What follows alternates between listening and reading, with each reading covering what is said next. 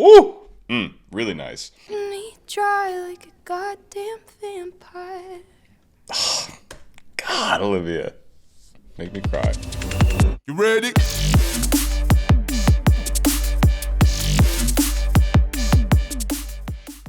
Hi everyone, welcome back to the channel. Today we're going to be doing a first time viewing and full vocal analysis of Olivia Rodrigo's latest Tiny Desk concert.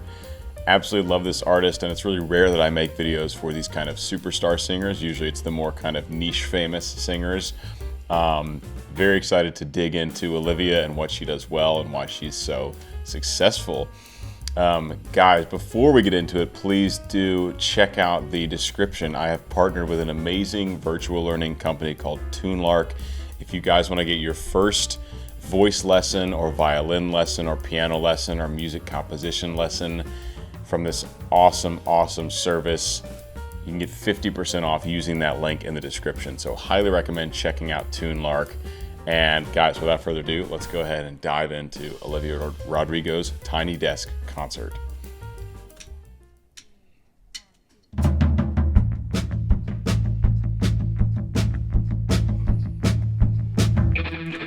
I told my friends you were the one after I'd known you like a month, and then you kissed some girl from high school. I stayed in bed for like a week when you said space was what you need. Waited by my phone like a goddamn fool. Now Something she does so well, and that I just love about her style, is she has this very speech-like approach to her singing. She keeps it in that very speech-like place, and so it sounds like she's just talking to you, like you're just having a conversation. Of course, she can do the belting and she can sing up higher in her range, but usually these verses, it's very much like poetry, very much like storytelling. And how she does that is there'll be moments where she lets a little more air come through the sound. She'll let a little vocal fry get into the sound.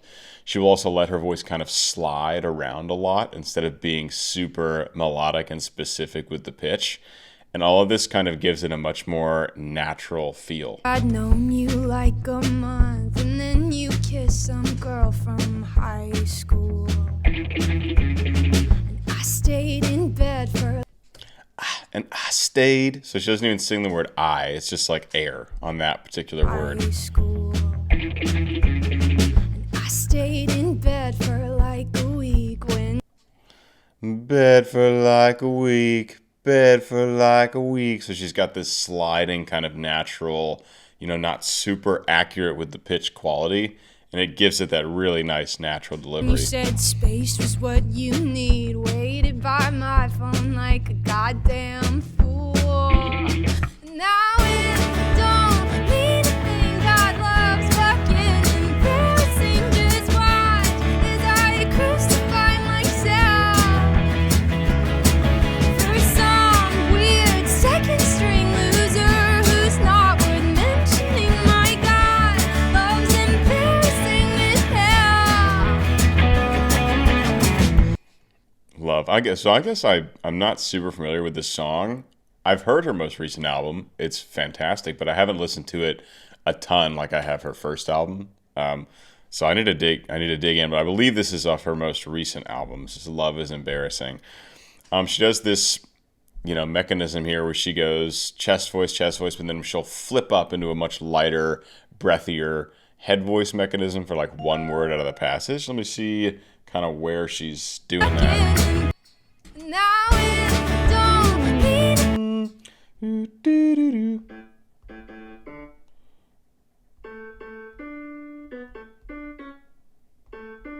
So she's going from A4, tenor high up, to D5 in that much lighter mechanism.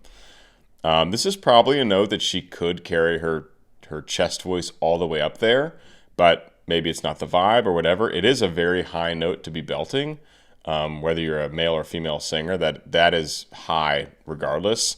But I would think Olivia Rodrigo could stretch her chest voice all the way up to that high D if she wanted to. God loves fucking embarrassing. Just watch as I crucify myself.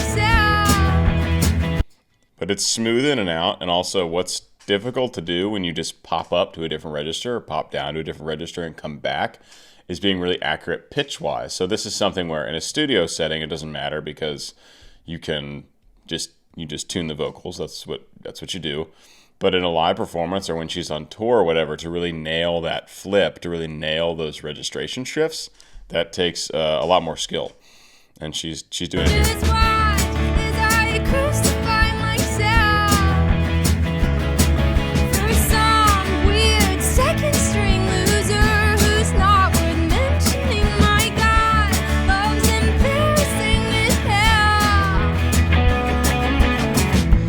And what you really want to pay attention to with those two mechanisms is that head voice singing takes a lot of training to kind of get the vocal fold efficiency that you get naturally in your chest voice for most people once they've been singing a while, because it's where we speak.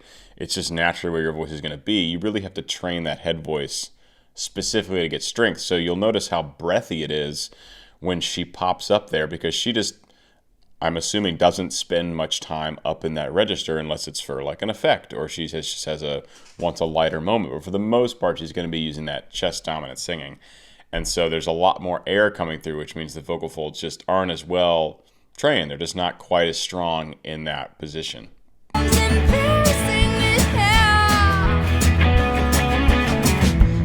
I consoled you while you cried over your ex-girlfriend's new guy. My God, how could I be so stupid? So we're down to G sharp 3. So this is, and she's still pretty comfortable. I would think Olivia probably has another fourth or so that she could kind of like, get really breathy and sing lower and lower. It's already starting to get breathy, but it's not like it's not just air. She's not whispering. She does have these notes pretty comfortably. My God, how could I be so stupid? And you found a new version of me, and I damn near started World War III. Jesus, what was I even doing? Now it don't mean a thing. God loves fucking embarrassing. Just watch as I crucify myself. Yeah, those belts are just so clean. The vocal fold efficiency is so high, and those would have more volume than that little flip. It doesn't really matter here because she's mic'd. She's probably always going to be mic'd unless it's a totally acoustic set. But volume-wise, the belts probably have decent volume because they have some really nice vocal fold efficiency. For some weird second-string loser who's not worth mentioning, my God, love's embarrassing as hell. I give up everything I place my bets in. It's not worth anything I give up. Oh, man. But I keep coming back for more. She's doing almost like some voice acting here, and she's just naturally, like, whenever her voice wants to flip up into that head voice, she just lets it happen. She's like making it like that. If she was just sliding up and down, that voice crack is what you call it, would be very obvious. It's kind of masked in the fact that she's singing words and syllables, so as she goes up, it just kind of flips at some point and comes back down. You can hear that shift. But I just like how she's just kind of throwing her voice at it, and she's going for the effect. She's going for the storytelling. This, like, clearly not moments where she's like, all right, now I have to sing every note exactly right. This sounds like a moment in the song where it could change. It could change performance to performance, really.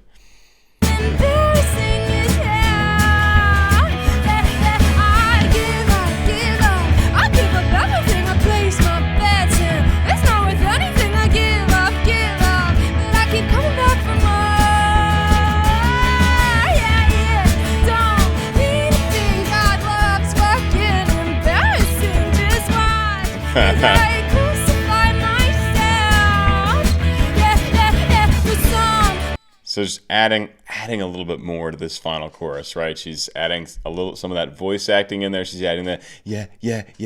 She's adding those in there, and this is great. This is what you want to do. You want to build the final chorus of a song, and then climax there. Get the most energy in that final chorus. Crucify myself, with some weird second string loser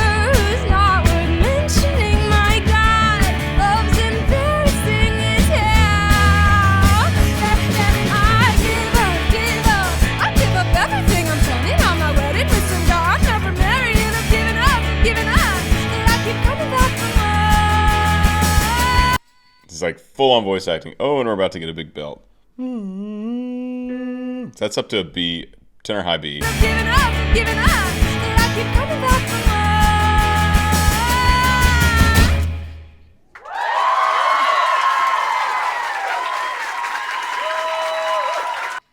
And like her lyrics are, I just absolutely love her songwriting. Her first album, Sour, I've listened to so much, and Vampire I need to listen to more. I think she's a really brilliant songwriter, and the angst isn't like cheap. It's like it all feels very real and very thoughtful. And I mean, it's just amazing how hot she came on the scene with that first album. It just like took the music world over, and it seems like her second album has been just as well received. So huge fan of Olivia, and this is fun. Let's get into the second song.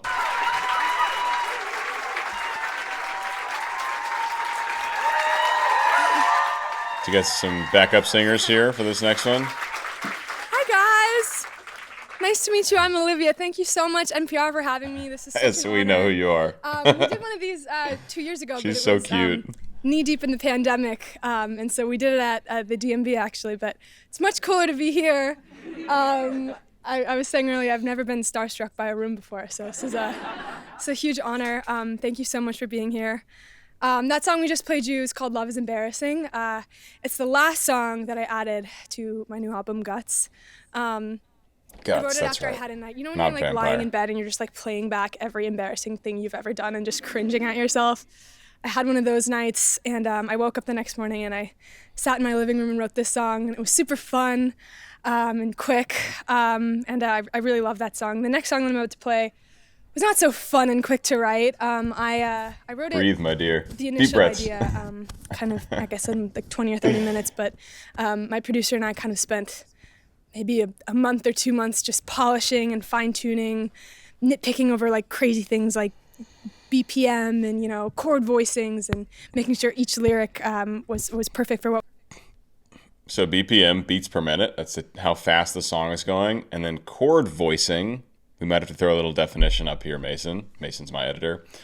Chord voicing is how you arrange the notes in a chord. So let's say you have a C major chord. That's C major in its root position. Then if you go E, G, C, that's a first inversion. And then if you go G on the bottom, the fifth on the bottom, then that's called second inversion. And if you have a chord with 4 notes, then you can have 3 inversions of the chord, and you can arrange the top ones differently. So that's like the very standard basic way of looking at voicing, and then you can go into how you arrange that within an instrument. So maybe you naturally you're probably going to want like the bass guitar on the bottom, but maybe you don't want the bass guitar on the root. Maybe you want it on the fifth to give it a little, like, I don't know, suspenseful feeling. And then the voice is on the third, and then you have, a violin on the root position, which is at the top. So it's literally how you are arranging the notes of the chord, and then take it one step further is how you want to distribute those notes to all the instruments and or voices. What we wanted to achieve. So I'm really proud of the way it turned out, and hope you like it. This one's called Vampire. Vampire.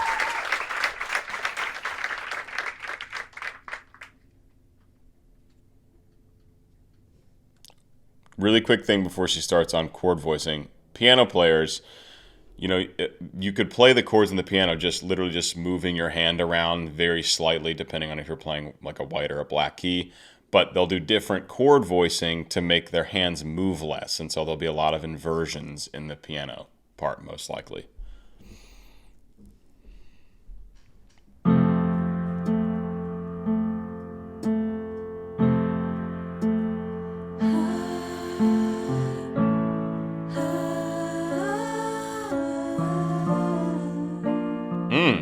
Yes, backup singers.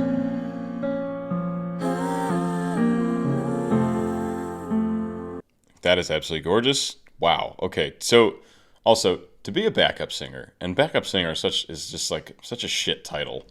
It just doesn't sound good. But to be a backup singer for someone like Olivia Rodrigo, you have to be you have to be absolutely ridiculously good at singing, blending, following, and not only that, but you need to have good connections and have had probably a pretty successful musical career yourself to get into a position like that.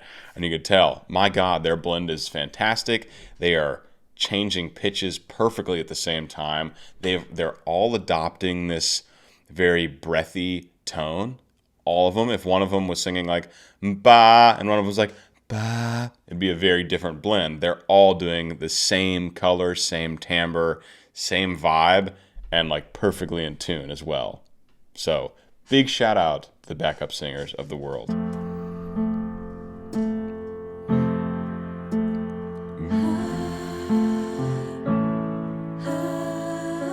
Sounds like Creep.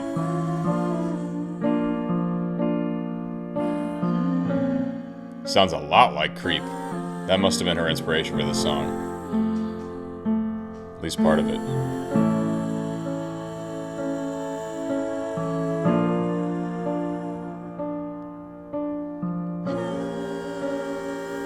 You were here before. Hate to give the satisfaction asking how you're doing now. How's the castle built off paper you pretend to care about? Just what you wanted. Look at you, cool guy, you got it.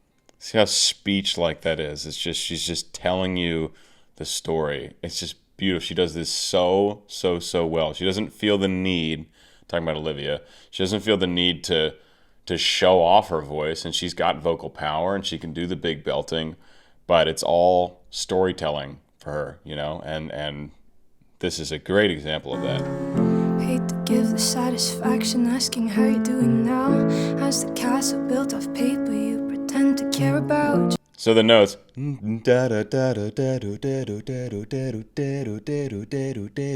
but it's not that accurate. It's more speech-like. So she's not perfectly singing those notes. That's the general pattern, but she's allowing it to be natural and in and out of tune as it wants to go. Just what you wanted.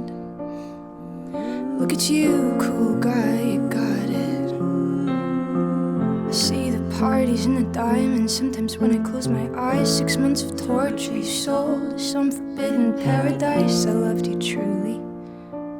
And really subtle, laugh at the stupidity. Subtle harmonies from the voices. Big mistakes, you make the worst one look fine. I should have known it was strange. You only come out at night. I used to think I was smart. You made me look so naive. The way you sold me for parts, you sunk your teeth into me. Oh, bloodsucker, fame fucker, bleeding me dry like a goddamn vampire. God, Olivia, make me cry. So good, and I love that build where she does take her chest voice higher and higher and higher. It builds with the intensity and the drama of the music and the lyrics perfectly, and it just elevates and elevates and elevates. And backup singers doing a perfect job accompanying that energy. So her voice gets pretty efficient here, right? Now we're into the more singing part of the song, generally happens in the chorus. So verses, very speech-like, very almost like a poetry reading. And then getting into the chorus where there's much more singing. And of course, by the end of the chorus, pretty big singing, right? It really just develops so nicely.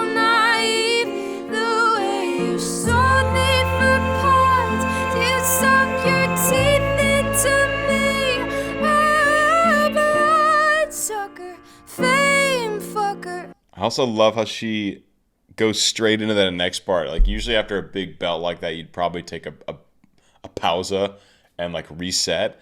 And I love how this huge energy carries into the next part of this chorus, which is much lower energy or different kind of energy, more subdued, less backup, softer. I love how it carries from one to the next one. See how high she sings here.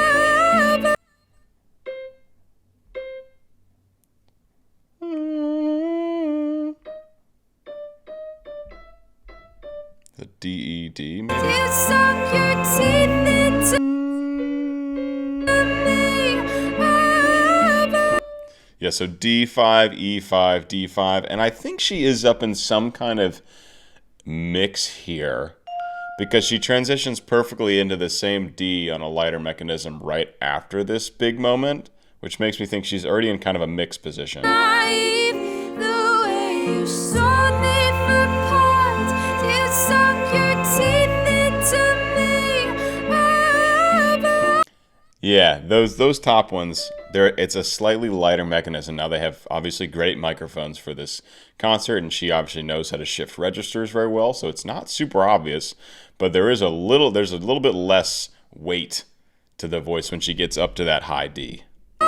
Sucker, fame fucker, bleeding me dry like a goddamn vampire.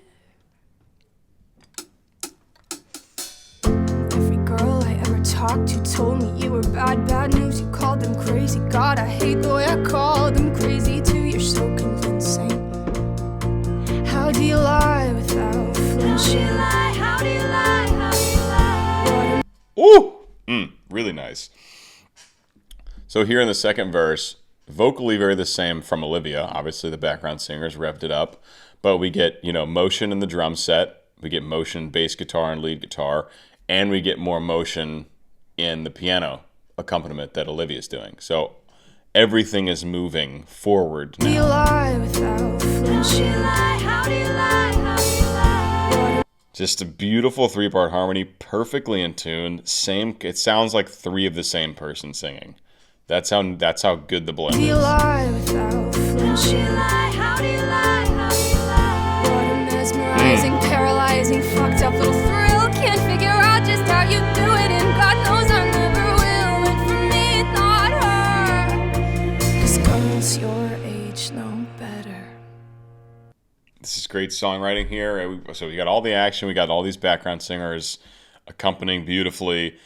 Olivia takes her voice up, and then right before this next chorus, everything drops out and she goes back to the speech thing. This is this great push-pull technique that keeps the audiences captivated, right? If you just have, all systems that go all the time, it gets very stale. Or the opposite. If it's really low energy all the time, it's very stale. But if you go back and forth between those energies, it makes a very interesting song. It keeps us captivated. I was doing videos for Pentatonics recently, and their arrangements are great at this. Just like a big, huge belt moment, and then a really soft, intimate moment, and then another big belt moment, and then a soft, intimate moment. And this is a great example of that from Olivia. I'll go back a little bit to get into it. God knows I never will, and for me, not her. 'Cause girls your age know better. And I've made some real big mistakes. Shaker.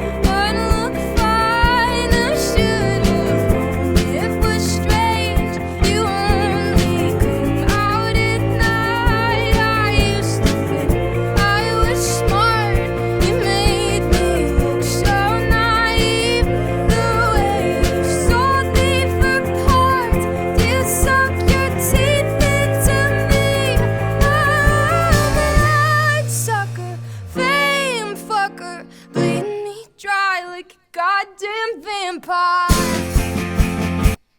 Yes, absolute money. The ooze from the background singers, I was a little, it sounded like the vowels maybe wanted to be a little bit more open, like ohs or ahs, but totally something you could say for the final chorus, if we have another chorus coming up. I can't exactly remember. We'll find out soon.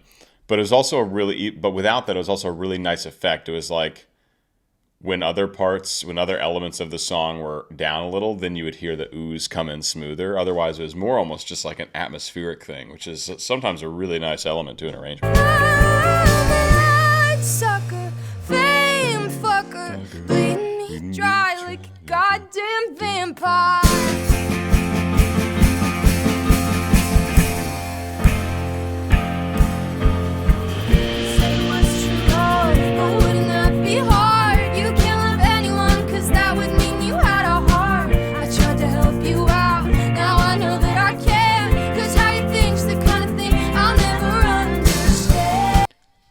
from an audio engineering perspective, you guys know, most of you know, I do a lot of music production.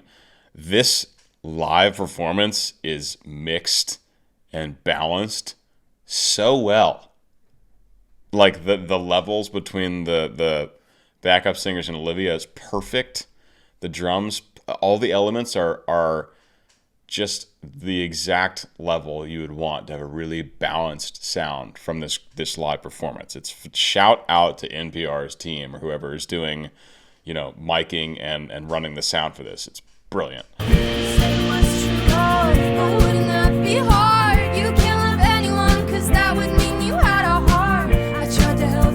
Oh, now I know that I can, 'cause how you think's the kind of thing I'll never understand.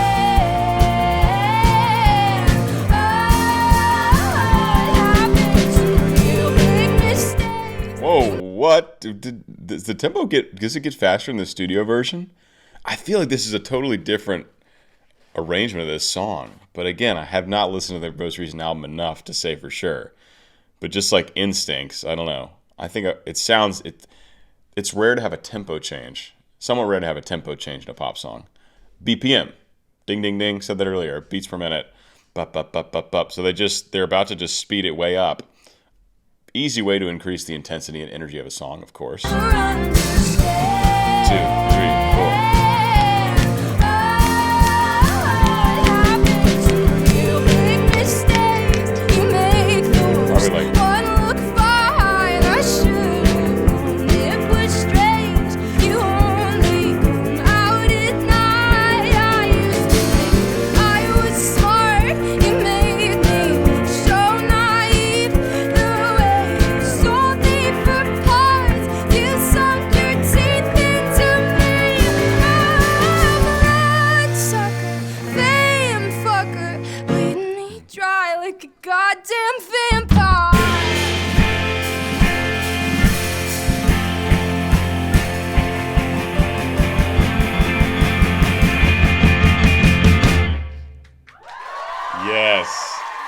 I don't think it was that way on the album.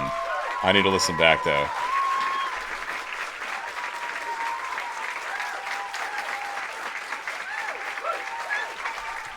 Yes, keep the backup singers forever. They're so good.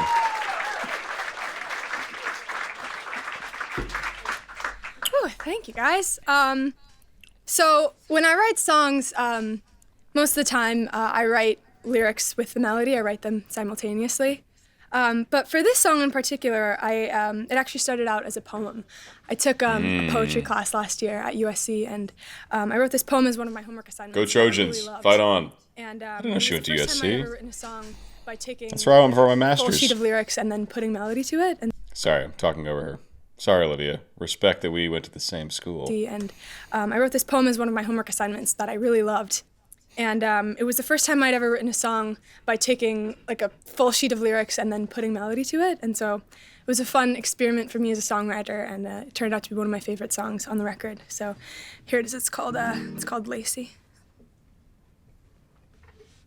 Get that capo in the right spot.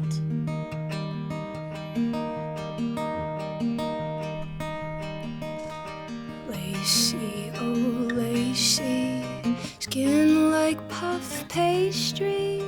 Aren't you the sweetest thing on this side of hell? Dear angel Lacey, eyes white as daisies. Did I ever tell you that I'm not doing well? Just such intimate, soft, beautiful singing, and doing a wonderful job on the guitar simultaneously. Something I still struggle with very much. Most of you who watch this channel know I've been playing guitar for like a year, and I'm very much still a beginner. So I love seeing guitar, and this is kind of like the old, like I have no dreams of like playing guitar professionally as a guitarist. Absolutely not. One of my best friends does that. But to be able to play like this kind of thing that she's doing now, that's like end goal as a guitarist. Just like some kind of finger picking, really good at chords, and then be able to do that while singing. It's actually really, really hard. Really hard to get to that level. Anyway, Olivia's doing a beautiful job. Lacy, oh lacy, skin like puff pastry. Aren't you the sweetest thing on this side of hell? Dear angel Lacy, eyes white as daisies. Did I ever tell you that I'm not doing well? Ooh, I care, I care, I care. Like perfume that you wear, I linger all the time, watching hidden in plain sight. So really interesting background harmonies there. They're just so like whimsical. I mean, this arrangement is just 4 voices and 1 acoustic guitar. It's very stripped down. It's very raw. Again, the balance is nice. But really just such an interesting assortment of harmonies happening. And sometimes that's difficult. If you have a moving melody, right, one option for the backup singers is to harmonize, just with the chord progression, which is much simpler. No problem there. Just block chords, move it along with the chord progression. Another one is to find like a weird, complicated, like 3-part harmony with the moving melody, which gets much more complicated because each note in the melody is not going to be a note in that chord in the harmonic structure. So you're going to get a lot of passing tones, which creates dissonance, especially when it's a number of voices doing them at the same time. And so it almost creates this kind of like disorienting, like I said earlier, whimsical feel to it. So notice that when the backup singers first come in here. Ooh, I care, I care, I care. It's like, Like perfume that you wear, I linger all the time, watching hidden in plain sight. Ooh, I try, but it takes over my life. I see you everywhere. The sweetest torture one could bear. Smart sex. they're blending so well, and it's so soft and subtle that the dissonance doesn't really pop out a ton, but it's almost more like a feeling. So all those notes, so in that middle note, more than likely, it's probably the passing tone in that particular moment. At least 1 or 2 of those voices is going to be on like some kind of dissonance, most likely. And so it creates this, it's like an unsettling feeling, but it also sounds pretty beautiful. You can definitely use dissonance in a beautiful way. Smart, sexy, lacy. Smart. So she's down to this is the lowest we've heard her sing. This is down to a G3. Smart, I'm doing it an octave down.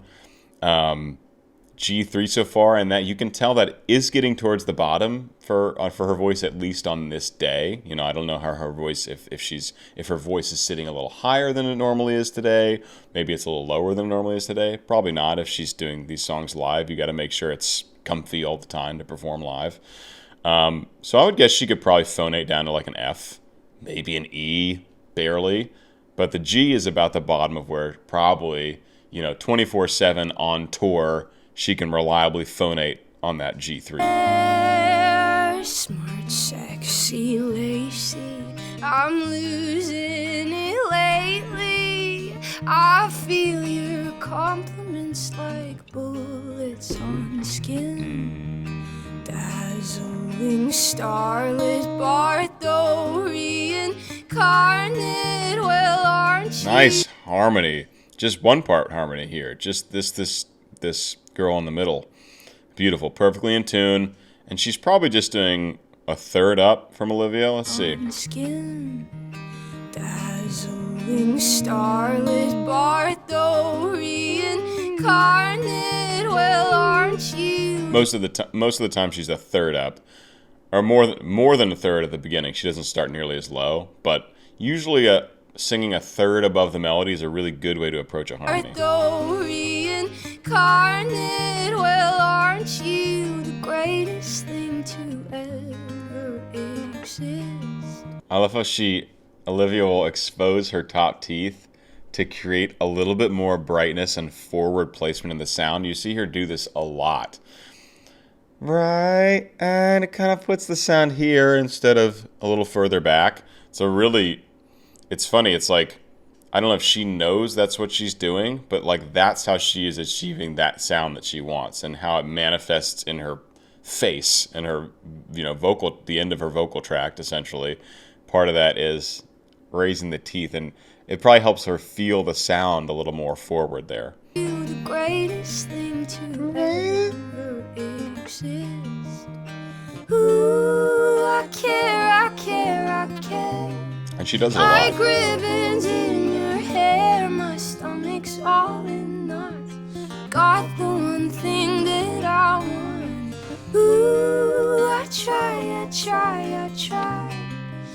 to rationalize people, but it's like you're made of angel dust.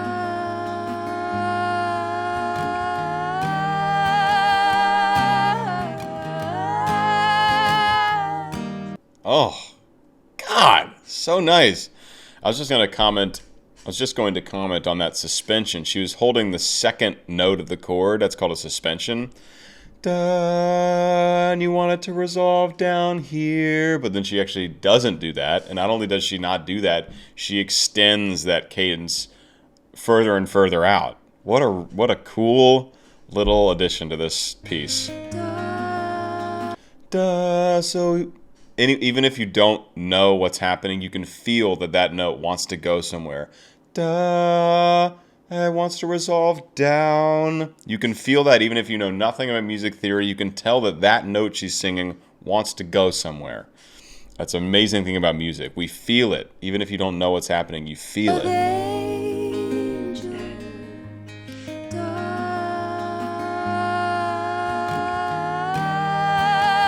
And the chord resolves, goes down to the 1.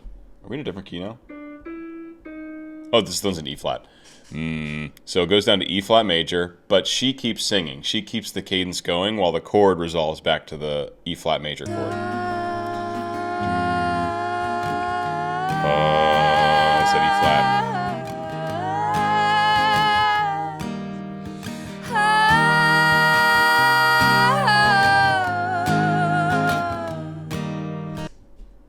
To a high B flat there. And I think she uses this technique as well to help keep the pitch up, being on what we call in opera the professional side of the pitch. You don't want to be flat. If you're a little bit sharp, sometimes you can add a nice little edge, a little brightness to the sound. And it can also be like, yeah, this is not my highest note. I can go higher. If you're flat, it's like, it's a whole different vibe. It's the pitch sounds dull, and people are like, ooh, can they sing that high? I don't know. It sounds like they're right at the top of their range. If you're a little sharp, they're like, oh, they got that note. They can keep going all day. Great technique called being on the professional side of the pitch. It's one of my favorite little isms from the opera world.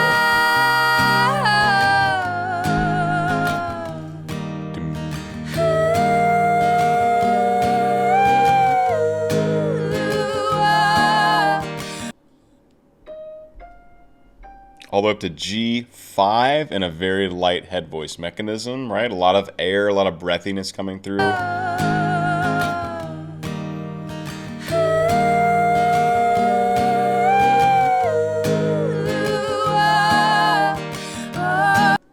And a nice register shift back into chest voice as she comes out of that lighter mechanism.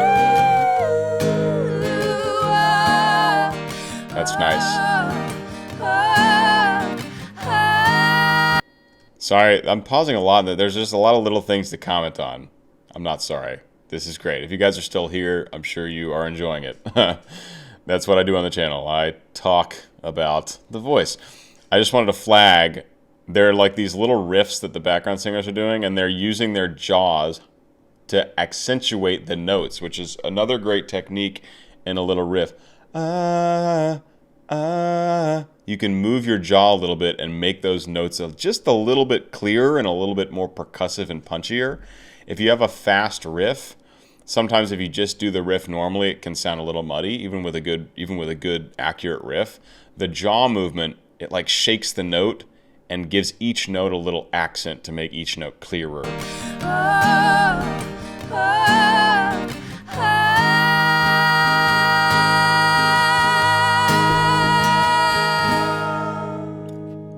Resolve it. Lacey, oh Lacey, it's like you're out to get me. You poison every little thing that I do. Lacey, oh Lacey, I just loathe you lately, and I despise my jealous eyes and how hard they fell for you. Yeah, I despise my rotten mind and how much it worships you.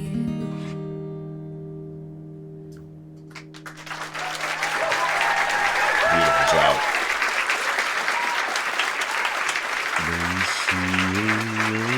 So she's going to the third of that E flat major, that G.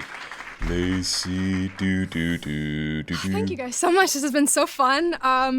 This is my last song, but this has been such an incredible experience. Thank you to everyone at NPR. Thank you to my incredible singers, my incredible band. This is really a dream come true, so can't thank you enough. This last song I wrote last year in New York City. I feel like a big theme on this new album is kind of taking accountability for your actions and, you know, taking responsibility for all of those things. And I wrote this song sort of about feeling like I was putting myself in positions or with people that weren't bringing me ultimate happiness and peace. And so this song is just sort of my grappling with that. Hope you like it. It's called Making the Bed.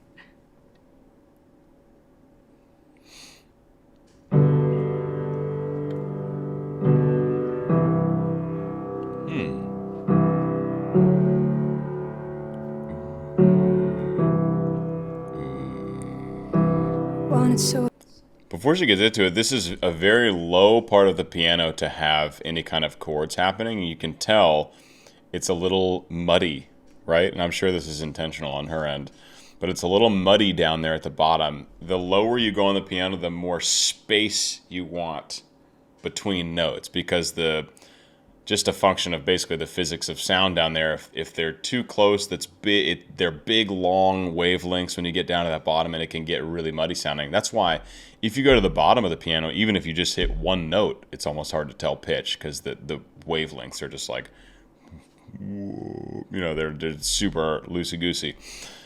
So interesting. Just want to point that out, and that's why it sounds a little muddy in the piano here at the beginning.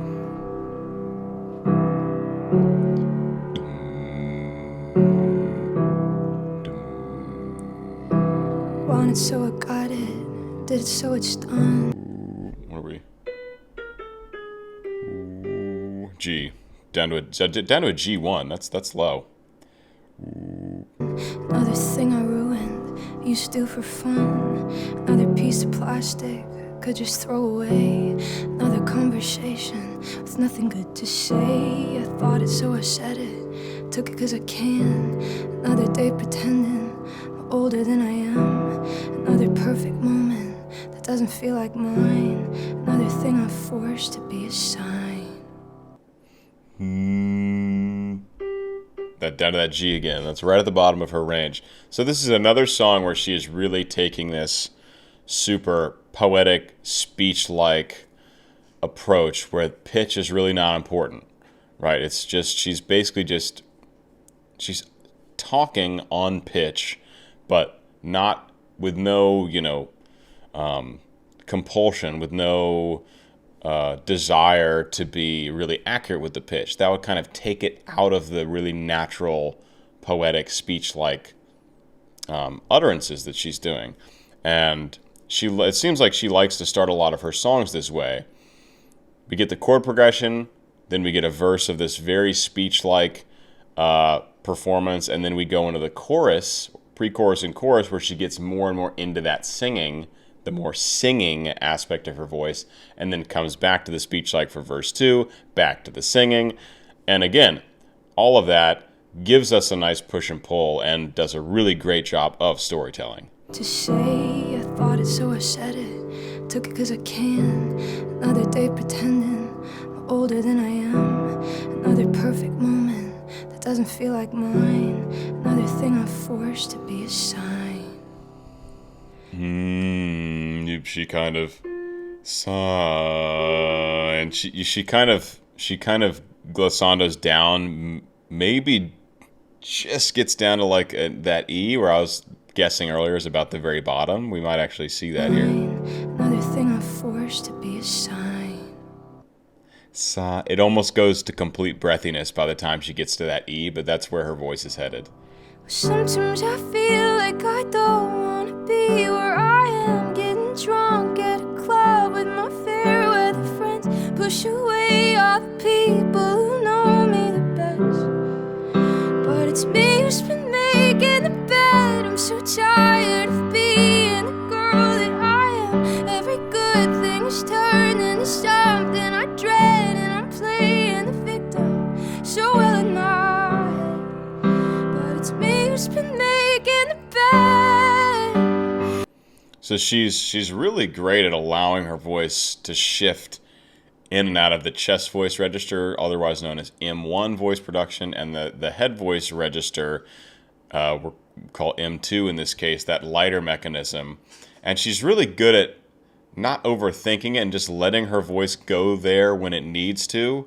Really still being text-driven, storytelling-driven, and just kind of allowing the voice to go where it needs to go to get the job done. And this is actually a really treacherous chorus as far as range, because it's right there in the bridge between those registers, at least when she's singing at, you know, at this volume, this dynamic, whatever.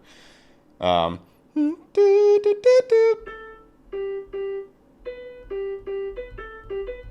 so that B, she really likes to flip up for that high B.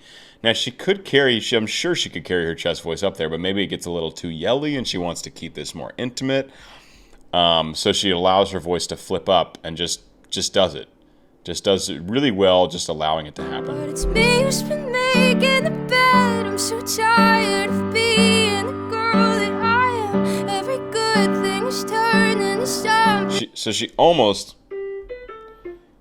always flips up for the high note in these passages. She goes chest voice on the G, flips up for the B, back into chest voice for the A, chest voice for the G. Pretty much every time she does this pattern. Being the girl that I am, every good thing is turned into something I dread, and I'm playing the victim so well in my head. But it's me who's been making the bed, me who's been making the bed.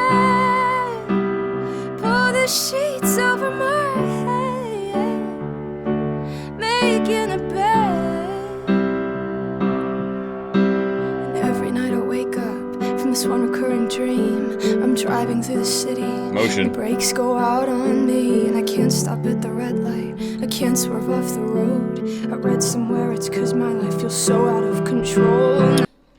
So we are definitely noticing some patterns with Olivia's songwriting that work so well. Right, I've talked about some of them earlier, and this one, in the second verse, same exact speech-like singing, but with more motion in the accompanying instruments. So here the piano just instead of bum, bum, bum, now it's going bum, bum, bum, bum, bum, bum, with nothing else really changing. Same exact vocal line, and in this case, it's literally just Olivia and piano. So we have no other elements to factor in. This is a duet between Olivia and piano. And the only difference in this second verse is the motion in the piano part. And of course, the text is different in the singing. Every night I wake up from this one recurring dream. I'm driving through the city, and the brakes go out on me, and I can't stop at the red light. I can't swerve off the road. I read somewhere it's 'cause my life feels so out of control. And I tell someone I love them just as a distraction. They tell me that they love me like I'm some tourist attraction. They're changing my machinery, and I just let it happen. I got the things I wanted, just not what I imagined. That's so nice. So again, revving the intensity and then completely taking it all away before we get into this final chorus. Also, what I'm noticing about myself, because I've been singing professionally for so long, and especially with opera where you think so heavily about technique and vocal fold efficiency and registration and all these things that I talk about in these videos, when someone's really singing, my brain does not turn off. It's like it will automatically analyze every note that comes out of someone's mouth, like in real time. Can't seem to snap. There we go. But when Olivia's doing the speech, like, you know, more poetry reading like singing, it allows my brain to kind of shut that part off and really listen to the words she's saying. Otherwise, the vocal technique is always going to take the forefront. I will notice how well someone sings a note, probably even before I realize the word they're singing. So that's just like a interesting introspection there. I mean, I've known my brain is like that. All opera singers are like that. Like if you hear someone singing without any, you can even without like harsh judgment or anything, you just recognize how their voice is operating. So it's nice when Olivia does that speech like singing. I can just kind of turn that off and just listen to the poetry. The things I wanted, just not what I imagined. And sometimes I feel like I don't want to be where I am, getting drunk at a club with my fair weather friends, push away all the people who know me the best. But it's me who's been making the bed. I'm so tired of being the girl that I am. Every good thing is turned into something I dread, and I'm playing the victim so well in my head. But it's me who's been making the bed, me who's been making the bed, pull the sheets over my head, making the bed. Oh, oh,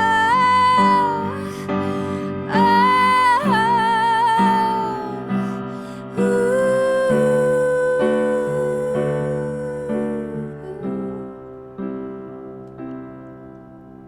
She kind of extended that chorus a little bit with these ahs and oohs, and you notice how as she's doing this, she goes from ah, a much more open, loud, brighter sound, right? And she's playing the piano with a certain intensity, and then she goes to ooh, a more subdued sound, right? Less high harmonic content in the sound. There's not as much cut in the sound, and she tapers her piano playing a little bit softer.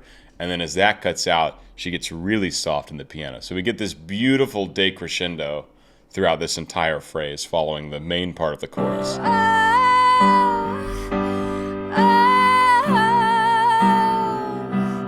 little softer, a little softer, a little slower and softer.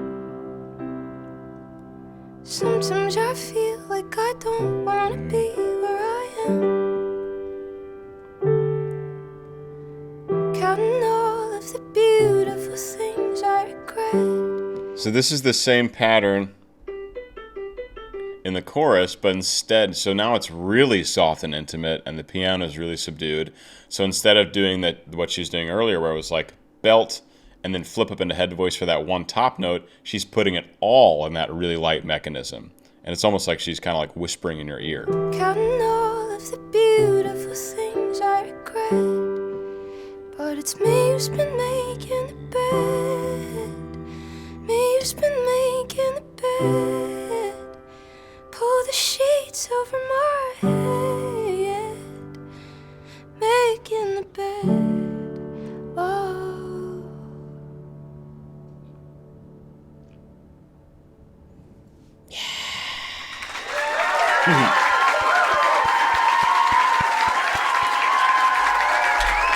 She is just wonderful.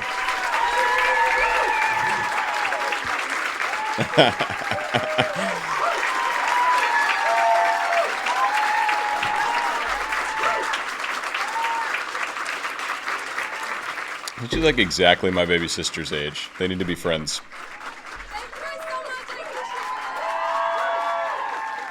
Oh, that was so good. Wow, it's been 55 minutes. I don't know if I will release this video in one or in two parts. Could be too long for some people. Maybe I'll ask my Patreon family, give them the final vote on if they want it in one part or two. They'll probably say one.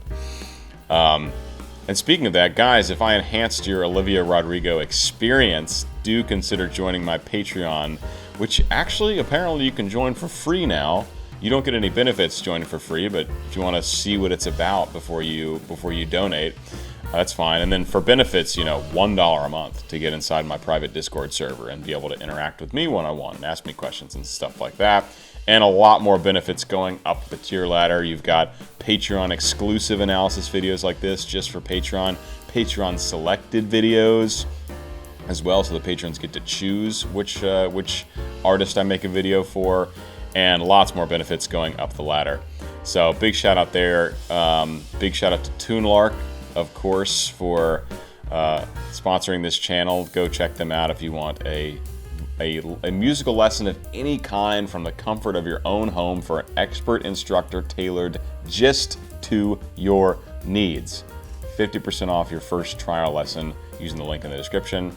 As always, please do like this video. Please subscribe to my channel. Leave a comment for the algorithm.